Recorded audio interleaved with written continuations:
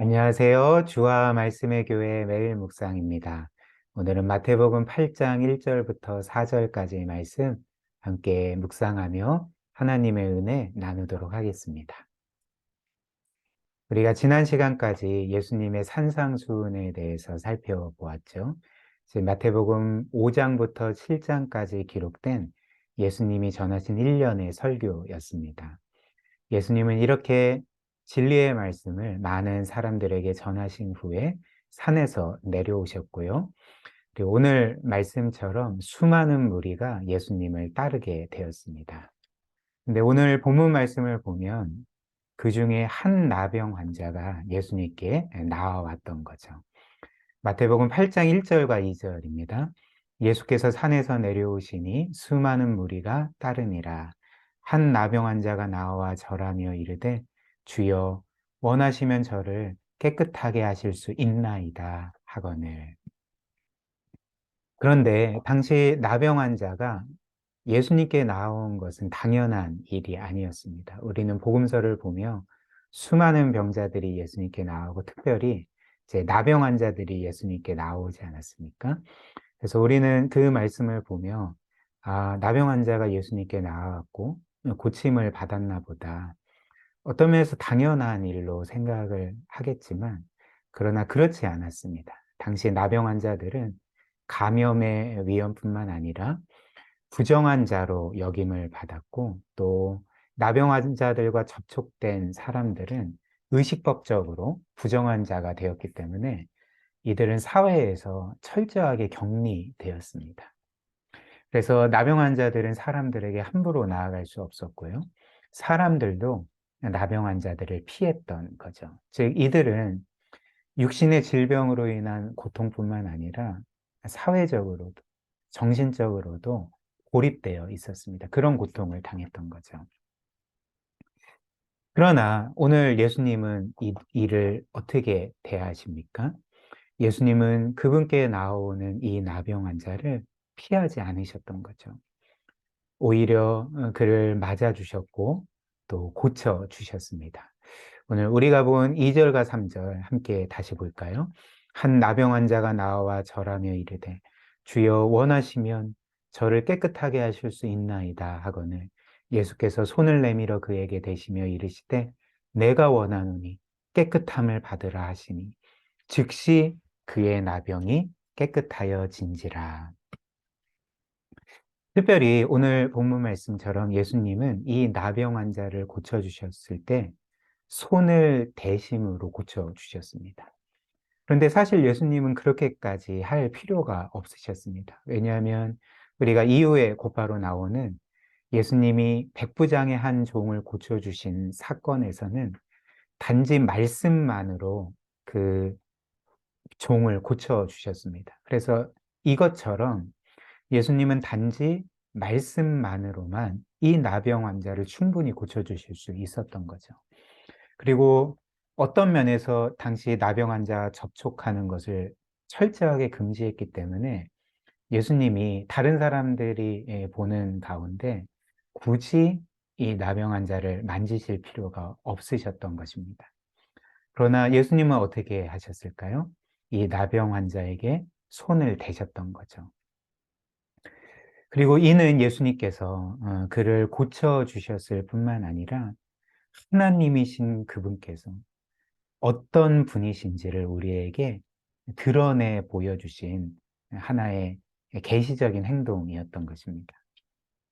우리가 복음서에서 볼 수 있는 예수님은 어떤 분이십니까?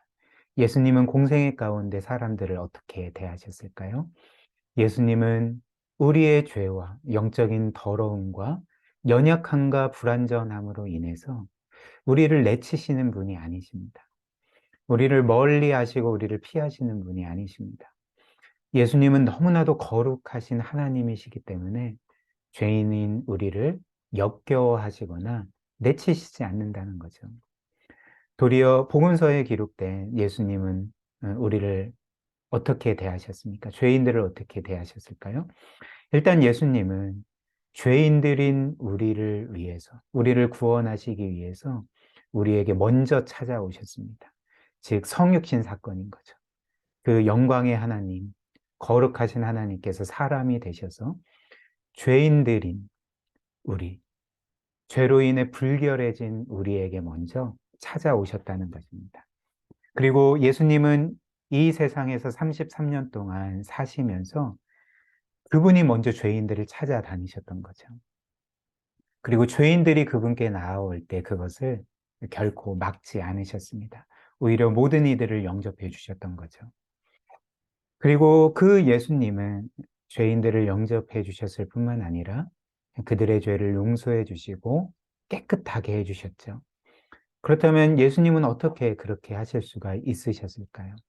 예수님은 거룩하실 뿐만 아니라 동시에 우리를 사랑하시는 분이기 때문에 그렇습니다. 그래서 예수님은 그분이 지극히 사랑하시는 우리가 그분처럼 깨끗하게 되기를 원하셨고 거룩하게 되기를 원하셨던 거죠. 그래서 이런 이유로 예수님은 죄인들을 피하거나 내치지 아니하시고 그 죄인들의 친구가 되어 주셨습니다. 즉 함께 어울려 지내셨던 거죠. 그리고 마지막에는 그 무한히 거룩하신 예수께서 우리 대신 죄가 되셔서 정말 죄와는 전혀 상관없는 분께서 죄가 되셔서 우리 대신 십자가에 못 박혀 죽임을 당하시지 않았습니까? 고린도후서 5장 21절입니다. 이렇게 말하죠. 하나님이 죄를 알지도 못하신 그 예수님을 우리를 대신하여 죄로 삼으신 것은 우리로 하여금 그 안에서 하나님의 의가 되게 하려 하심이라. 이 세상에서 우주 만물 가운데 가장 거룩하신, 무한히 거룩하신 분께서는 우리를 대신하여 죄가 되실 수 없는 분입니다. 죄에 가까이 거하실 수 없는 분입니다. 그런데 이 고린도후서 말씀이 뭐라고 말합니까? 그렇게 거룩하신 분께서, 죄를 알지도 못하신 분께서 우리를 위해 죄가 되셨다. 우리의 모든 죄를 친히 담당하셨다라고 말씀을 하죠. 또 베드로전서 2장 24절도 이렇게 말합니다. 친히 나무에 달려 그 몸으로 우리 죄를 담당하셨으니 이는 우리로 죄에 대하여 죽고 의에 대하여 살게 하려 하심이라. 그가 채찍에 맞음으로 너희는 나음을 얻었나니. 똑같은 사실을 우리에게 전해주고 있습니다. 그 무한히 거룩하신 하나님이신 예수님께서 그 더러운 우리의 죄를 담당하셨다.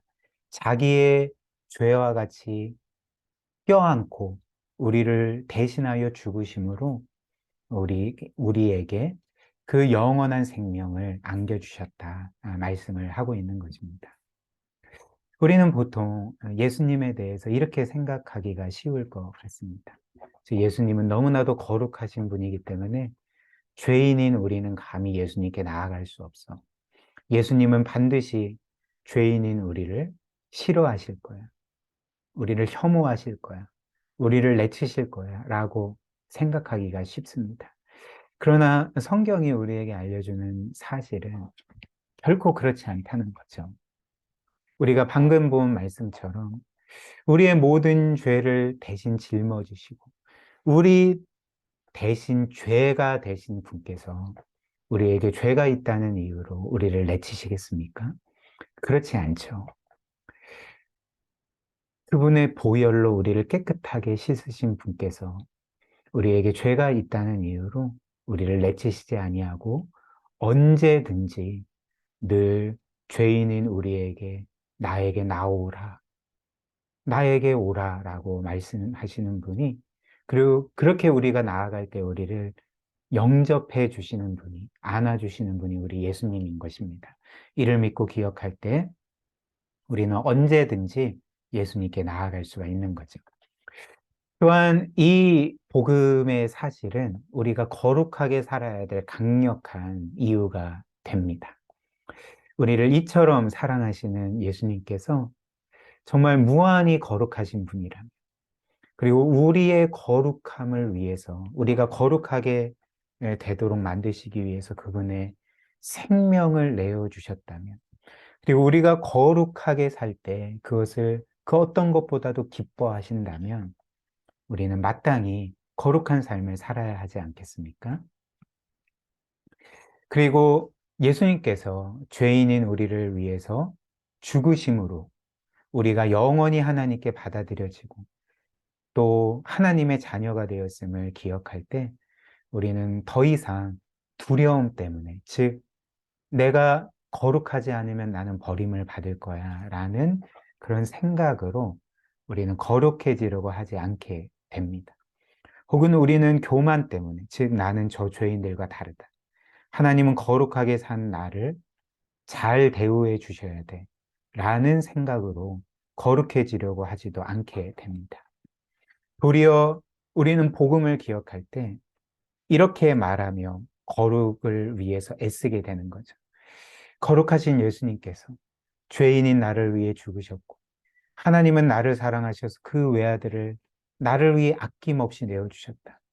그리고 나를 거룩한 하나님의 자녀가 되게 하셨다면 내가 어떻게 더 이상 과거처럼 살 수가 있을까? 라고 말하며 하나님께 대한 사랑과 감사함으로 거룩하게 살려고 애쓰게 되는 거죠.